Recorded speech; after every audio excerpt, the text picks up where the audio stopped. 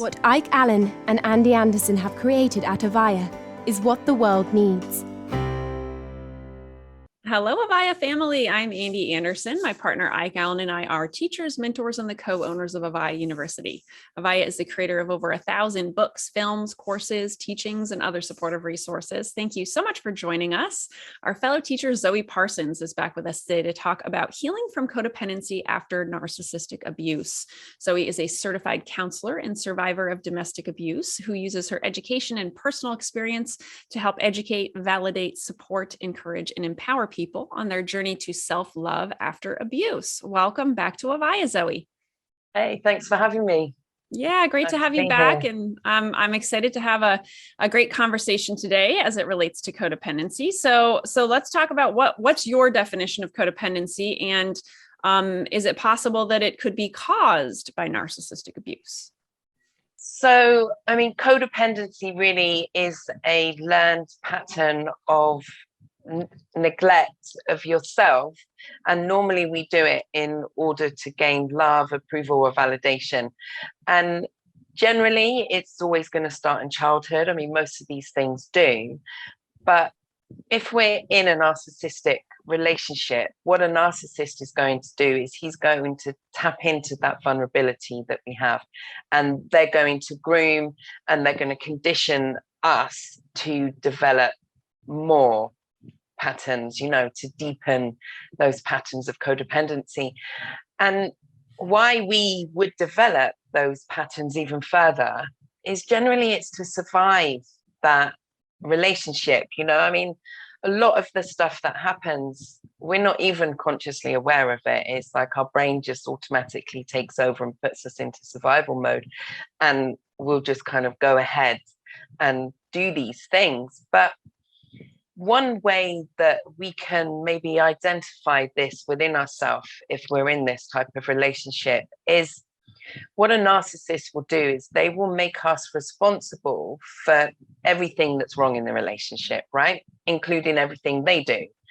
So what we end up doing is we end up feeling responsible for what we do, for what they do, and then we feel that we need to fix everything. And this need of feeling like we need to fix everything and that feeling of responsibility, what that does is that's going to feed into any codependent traits we might have from childhood, or maybe we don't have codependent traits from childhood and it's just the grooming and the conditioning that we've experienced at the hands of our abusers. So it can be difficult to identify this. So I think sometimes, it's helpful to look at ourselves and ask ourselves questions. So maybe ask ourselves and say, are we obsessing on our partner's behavior? Are we trying to control, change, or fix them? Do we have a lack of boundaries? Do we find that separation brings on some kind of fear, anxiety? So, often someone will try and leave an abusive relationship, and combined with codependency and trauma bond conditioning, it can bring on a whole heap of anxiety. And we then go back to that person for comfort and support. And that feeling that we have, that internal fight, that internal feeling, is not a healthy response, and it could indicate we've got codependency issues. And then the other thing to think about is, do we betray ourselves and our own needs to make sure that we're loved, that we're chosen, that the person stays with us because we're so afraid that they're going to leave us, And I think with codependency, I know when I came out of my abusive relationship, I thought, I'm not codependent. I'm independent. I'm an independent woman. I was like, no, that can't be right. And you kind of feel a lot of shame around it because you think there's something wrong with you. You think that maybe it's your fault. Maybe you should have done something or you didn't do something. But really, there is nothing wrong with you. It's just a learned behavior from the conditioning. I think it's interesting. There's someone called Ross Rosenberg, and he describes codependency as, you know, having a self-love deficit. And it's more, and I think that's manifested more in the point that we will put other people's needs over our own. We will people please and abandon ourselves. And in that act, we show ourselves a lack of love, essentially. Mm-hmm. Yeah, I'm glad you mentioned like the self-betrayal kind of part, right? Because it is true, right? We tend to not maybe pursue things that we want to in life, or we tell ourselves we must just take care of a partner or what have you. And then, yeah, we are betraying ourselves in that way, abandoning ourselves. And, but at the same time, right, we're like that trade-off of, oh, but I want to be accepted and loved and connected to somebody. So, right. Which would I prefer? Exactly. And I think as well, you know, sometimes we grow up thinking we need to be nice, we need to be kind, we need to put others first. You know, there's all these expressions that we learn, and it's like we don't want to be selfish and we don't want to be seen as mean, but you can still have boundaries and be kind and loving. And the thing is with when we're codependent is we have no boundaries. You know, we will just do anything and everything to make sure that that person stays in our life, even if they're not good for us. Mm-hmm.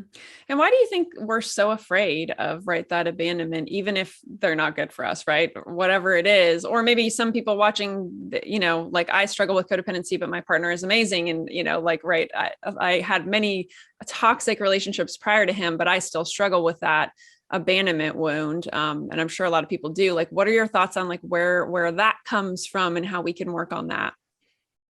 You know, I mean, it's essentially fear-based, right? I mean, we have this fear of not being good enough, you know, of failing, of that we need to be a certain way to achieve love. And essentially it comes from our parents, you know, how we were raised as children. It's like we can experience many things such as emotional neglect, or maybe our needs weren't met, emotional needs weren't met as they needed to be. Or, you know, sometimes I've heard people say to their children, oh, if you don't behave, I'm going to leave you. And I'm kind of like, yeah, you're just instilling in that child a complete fear of abandonment. And yes, they're going to behave because their fear of being left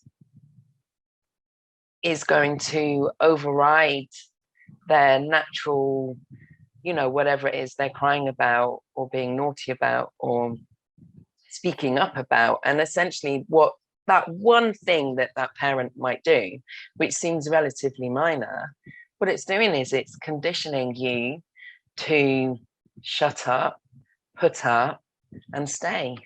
Mm-hmm. Yeah. Yeah. And even if like parents have said something that wasn't necessarily intentionally meaning to be right, like, right, devastating or really truly affecting this child, right? Like none of us are perfect, right, as parents either. But yeah, that stuff can, even the littlest things can damage at such a young age. So, yeah. Exactly.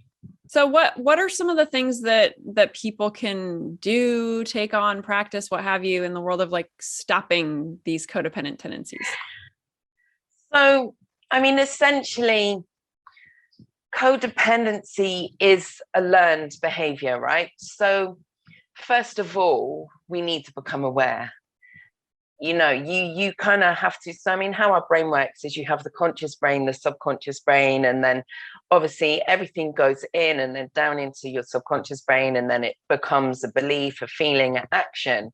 And then that's kind of how we just do things, and we act and we behave without even necessarily being aware of why we think that way and feel a certain way. So you need to kind of take a step back and just be a little bit mindful. Obviously, if you can afford it, get some professional help and just start to analyze your behavior and think about, the beliefs that you have, because the beliefs that you have is going to impact on your actions. So for instance, you might have a belief that you might say, my worth comes from what other people think about me. Or you might have a belief that you're responsible for other people's emotions and it's your job to fix it. Or you might deny and repress parts of yourself in order to be loved, right? So it's kind of, you have to think, well, I mean, is other people's approval more important than my needs and wants? Do I sacrifice myself?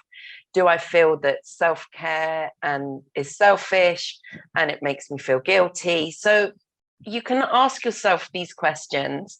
And obviously, if you work with a professional, they will talk with you and discuss with you these questions and help you kind of identify so that you can start working on this. Because once you identify it and you're like, yeah, I do sacrifice my needs for other people, you can then go on to the next stage, which is what do you do now you've identified, right? Mm-hmm.